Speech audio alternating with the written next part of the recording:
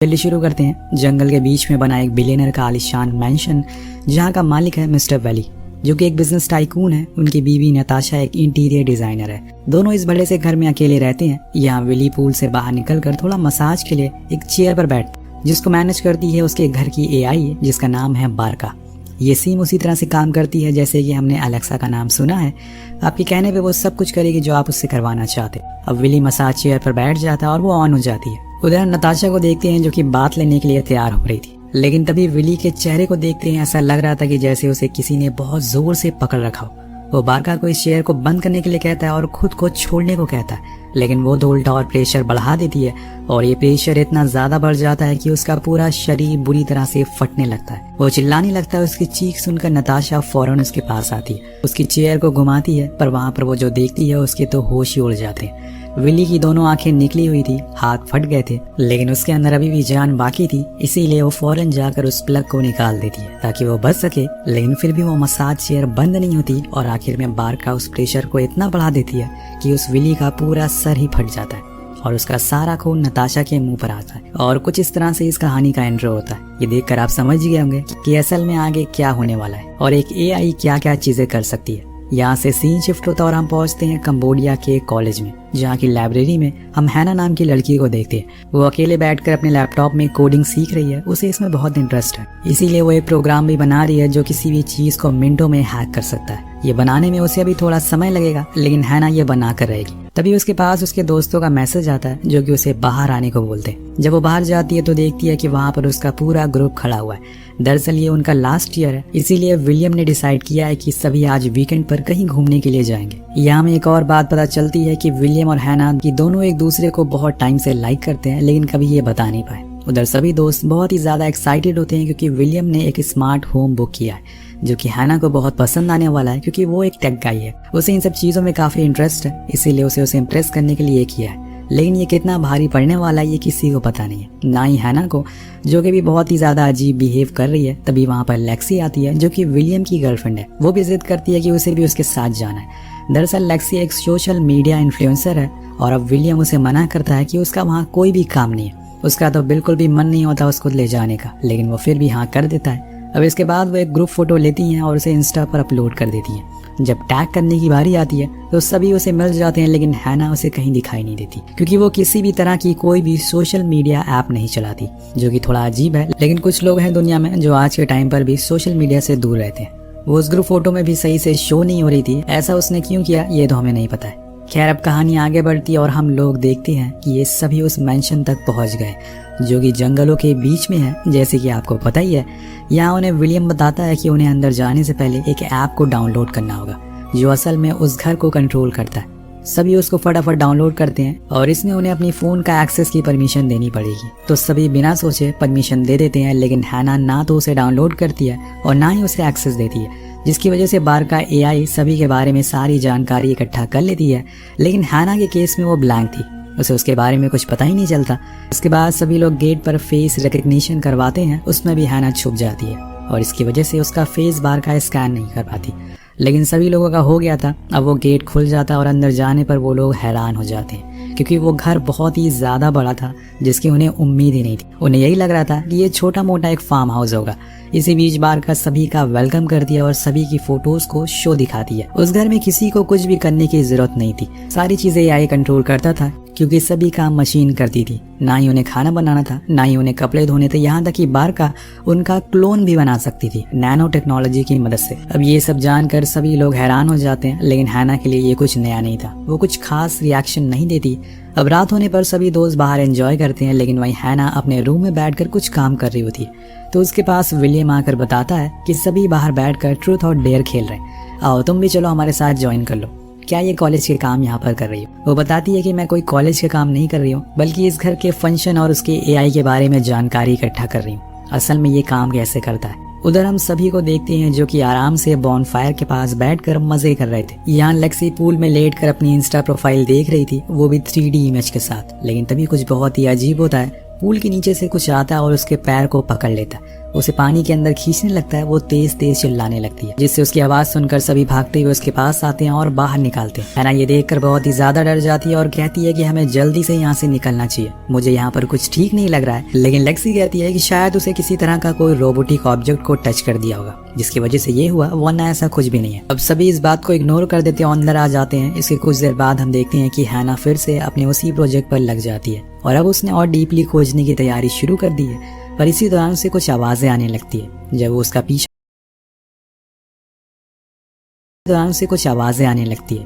उसका पीछा करते हुए नीचे बेसमेंट में जाती है, जो कि पूरा 3D से बना हुआ था। वो ये देखकर हैरान थी। तभी वहाँ पर उसकी दोस्त भी आ जाती है, उसे चलने को कहती है, लेकिन बारका उसी समय वहाँ के वीडियो को प्ले कर देती है, जिससे कि वो पूरा बेसमेंट एक ओशियन में बदल जाता है। ये देखने में बहुत ही ज्यादा खूबसूरत लग रहा था। एक तरह से वो एक वर्चुअल दुनिया में आ चुके थे। अब देर रात तक सभी लोग बाहर बैठकर गेम खेलते हैं, खूब ड्रिंक करते हैं। बीच बीच में बारका अपने कुछ फंक्शन उन्हें दिखाती है, जैसे कि नैनो टेक्नोलॉजी। वो वहीं कुछ ही मिनट में 2 लोगों के क्लोन भी बना देती है, जिसे देखकर पता ही नहीं चलता कि इसमें से असली कौन है और नकली कौन है। लेकिन अगले ही पल वो उसे डिसमेंटल कर देती है, जैसे कि यहाँ पर कुछ था ही नहीं। अब लेक्सी भी यहाँ पर ज्यादा नशे में होती है, इसीलिए विलियम उसे रूम तक सुलाने के लिए जाता है। ये सब बारका देख रही होती है। वो एक एक करके सभी को उनके रूम में जाने को कहती है और ये भी बताती है कि उन्हें वहाँ पर कुछ सरप्राइज मिलेगा। इसीलिए स्टीफन और कायला दोनों ही बहुत ही एक्साइटेड हो जाते हैं सरप्राइज को देखकर और चले जाते हैं। वहाँ जाकर वो दोनों इंटीमेट होने लगते हैं। तभी हम नोटिस करते हैं कि उनके रूम का एयर वेंटिलेशन से कुछ व्हाइट लिक्विड बाहर आ रहा है, पर इस बारे में उन्हें अभी पता नहीं चलता। कुछ देर बीत जाने के बाद स्टीफन नोटिस करता है कि उस रूम के ऊपर की दीवारें नीचे आ रही हैं। जब ये चीज वो कायला को दिखाता है तो वो फौरन उसे खोलने की कोशिश करती है, लेकिन ऐसा हो नहीं पाता और वो दोनों चिल्लाने लगते हैं। पर बारका उन्हें बताती है कि इस रूम को उसने साउंड प्रूफ कर दिया है, इसीलिए आवाज बाहर नहीं जाएगी और ऐसा उसने उनके कहने पर ही किया है। कायला फौरन बेड से उतरती है और गेट को खोलने के लिए जाती है, लेकिन तभी उसका पैर वो व्हाइट लिक्विड पर पड़ जाता है, जो कि पूरे रूम में अब फैल चुका था।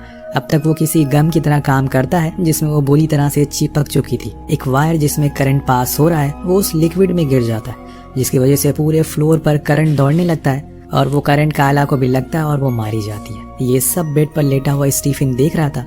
वो बहुत ही ज्यादा डर जाता है, क्योंकि ये सब इतनी जल्दी होता है कि उसे कुछ समझ नहीं आ रहा था कि करना क्या है।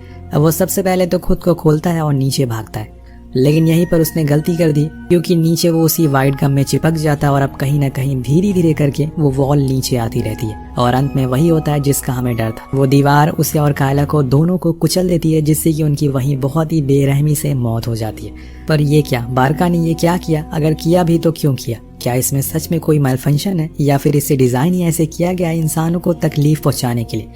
अब सुबह होती है हमें पता चलता है कि हैना ने रात भर जागकर उस प्रोजेक्ट को कंप्लीट कर लिया, जो कि वो इस घर के एआई फंक्शन के बारे में जानने के लिए बना रही थी। अब अपने दोस्तों के पास जाने के लिए खड़ी होती है कि तभी उसे वहाँ पर विलियम मिल जाता है, जो उसे बताता है कि वो बहुत ही देर से स्टीफन और कायला को ढूंढ रहा है। तो हैना मजाक करते हुए कहती है कि शायद वो सुबह ही सोए होंगे, लेकिन उन्हें इस बात का कोई अंदाजा नहीं है असल में कल रात हुआ क्या था। तभी बारका की आवाज आती है और वो उन्हें बताती है कि वो दोनों तो सुबह जल्दी पूल के लिए चले गए थे। जब हैना पूल की ओर देखती है तो वहाँ पर सच में स्टीफन और कायला थे, लेकिन वो तो मर चुके हैं, फिर ये कौन है? इसके बाद वो अपने कामों में लग जाते हैं। वहीं हैना जाकर कार्डियो करने लगती है, लेकिन तभी उसकी नजर पूल पर पड़ती है। उसने बहुत देर से ये बात नोटिस की है कि स्टीफन बिना पानी से निकले ही स्विम कर रहा है। ऐसा कैसे पॉसिबल हो सकता है? और कायला बहुत ही अजीब बिहेव कर रही है, ऐसा लग रहा है कि वो दोनों उन्हें जानते ही नहीं है। अब वो नीचे जाती है, पर तब तक वो वहाँ से जा चुके थे। तो दोस्तों, असल में बारका ने हूबहू उनका क्लोन बनाया था ताकि वो सभी को बेवकूफ बना सके। हैना को कहीं ना कहीं ये बात काफी अजीब लगती है, इसीलिए वो नीचे बेसमेंट में जाती है ताकि वो वहाँ पर और जानकारी इकट्ठा कर सके इस घर में। और उधर लेक्सी जाकर साइकिलिंग करने लगती है और विलियम शेव करने के लिए वॉशरूम जाता है, लेकिन वहाँ पर उसे खुद का शेव नहीं करना पड़ता, क्योंकि बारका का रोबोटिक आर्म आ जाते हैं, जो कि उसे बैठकर आराम से उसे शेव करते हैं और ये देखने में काफी कूल लगता है।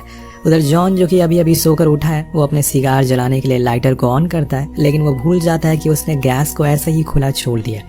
जब वो लाइटर फ्लेम को लगाता है तो गैस का बस एक साउंड वेव आता है, ना कि कोई आग लगती है। ये भी इस घर में एक चीज है, ये किसी भी तरह का एर्थक्वेक या फिर कोई भी नेचुरल आपदा को झेल सकता है बिना किसी दिक्कत के।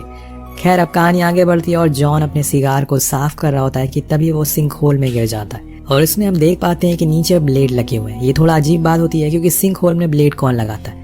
खैर, वो पहले तो एक ड्रिंक बनाता है और फिर उसे पीते पीते सिगार को बाहर निकालने की कोशिश करता है वहीं दूसरी ओर हम देखते हैं कि लेक्सी की साइकिलिंग सीट अपने आप ऊपर होती जा रही है और इस वजह से वो तेज तेज चिल्लाने लगती है क्योंकि उसे दर्द हो रहा था। अब हैना फौरन बेसमेंट से भागते हुए उसके पास जाती है। अब वो जैसे तैसे करके लेक्सी तक पहुंच जाते हैं, लेकिन वहां पर देखते हैं कि लेक्सी को बहुत ही हल्की सी चोट आई है। पर वहीं दूसरी तरफ जॉन के साथ बहुत ही बुरा होता। वो जैसे ही अपना हाथ अंदर डालता है वो ब्लेड ऑन हो जाते हैं। फिर क्या होना था, उसके हाथ का कीमा बन जाता है और वो उसी हाथ को लेकर जब बाहर आता है तो सभी डर जाते हैं और घबरा जाते हैं।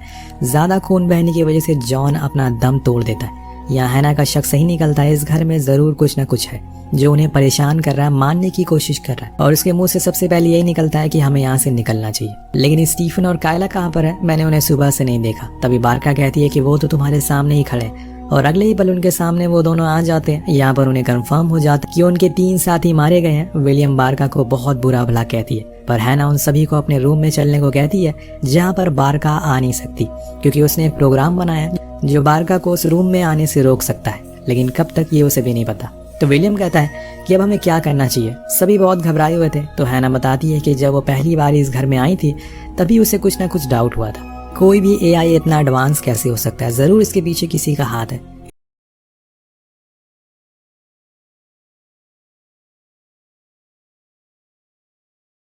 इसीलिए वो उन्हें अपना दूसरे प्लान के बारे में बताती है। खुद की पेन ड्राइव लेकर वो बेसमेंट में चलने को कहती है। पर जैसे ही वो लोग गेट के बाहर निकलते हैं उनके सामने आ जाते हैं स्टीफन और कायला, जो कि ऑब्वियसली क्लोन थे और उन दोनों का काम था इन्हें कैसी भी करके मार देना। कायला वहां से एक एक्स फेंकती जो कि लेक्सी के बालों को छू कर निकल जाता है और अब ये तीनों उन दोनों से लड़ने लगते हैं, लेकिन फिर भी जीत नहीं पाते। तभी हैना दिमाग लगाती है और स्टीफन से उसका नैनो टेक्नोलॉजी के बारे में पूछती है। अब वो एक रोबोट था, इसीलिए वो उसे सब कुछ बताने लगता और इसी का फायदा उठाकर विलियम उसके गले में एक इलेक्ट्रिक चाकू घुसा देती है, जिससे कि उसकी मौत हो जाती और उधर कायला का काम लेक्सी तमाम कर देती है। वे तीनों भागकर नीचे जाते हैं, पर यहाँ पर लेक्सी का पैर उसके ही कटे हुए बालों में फंस जाता है और वो इतनी जोर से गिरती है कि उसकी गर्दन ही टूट जाती है, जिसकी वजह से उसकी भी मौत हो जाती है। अब बचे हैं सिर्फ 2 लोग। देखते हैं कि ये कब तक एआई से लड़ पाते हैं। यहाँ दोनों भागकर नीचे बेसमेंट तक पहुंच जाते हैं, जहाँ पर हैना को एक सीक्रेट दरवाजा मिलता है और इसको उसने तब खोला था जब वो यहाँ पर दूसरी बारी आई थी। ये असल में वो रूम होता है जहाँ से बारका को कंट्रोल किया जा सकता है। उसका सारा प्रोग्रामिंग सिस्टम यहीं पर है।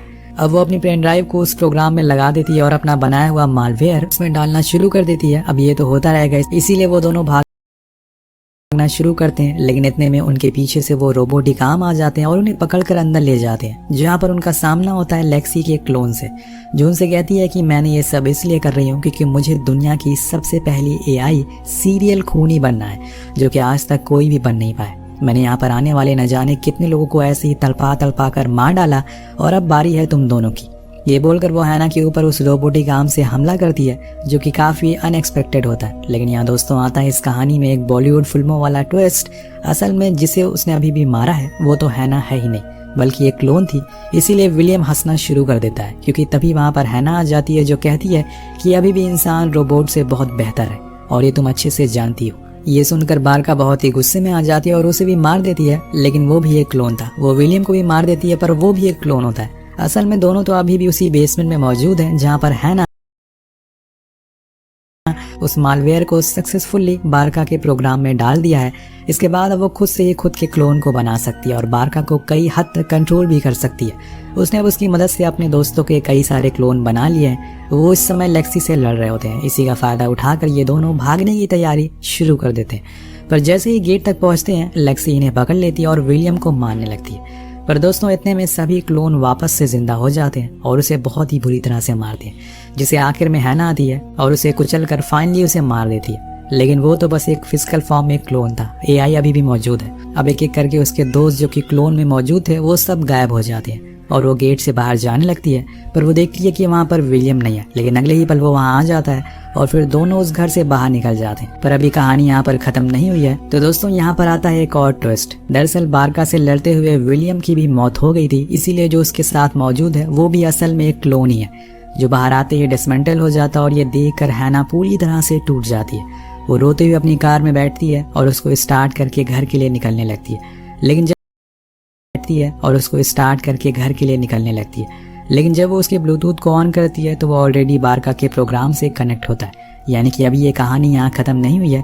क्या पता आने वाले पार्ट में वो इस कार में ट्रैप हो जाए और ऐसे ही बारका अपना बदला ले उससे। कुछ भी हो सकता है। पार्ट 2 के लिए कमेंट जरूर करिएगा।